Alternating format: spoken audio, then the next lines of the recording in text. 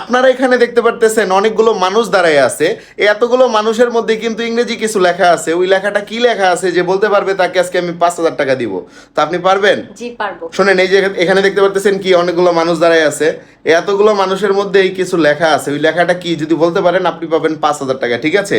আর দর্শক, আপনারা যদি কেউ পারেন উত্তর দিয়ে দ্রুত জানান। আর উত্তর জানানোর আগে কিন্তু এই ভিডিওটা অবশ্যই শেয়ার করতে হবে। ভিডিও শেয়ার না করলে কিন্তু হবে না। আচ্ছা শোনেন, আমি বলি, এই যে যে মানুষগুলো দাঁড়ায় আছে না, চোখটাকে একটু ছোট করেন। একটু ছোট করলে হয়তো বা একটু ভালোভাবে বুঝতে পারবেন। চোখ বড় করলে ভালোভাবে বোঝা যাবে না। বলেন।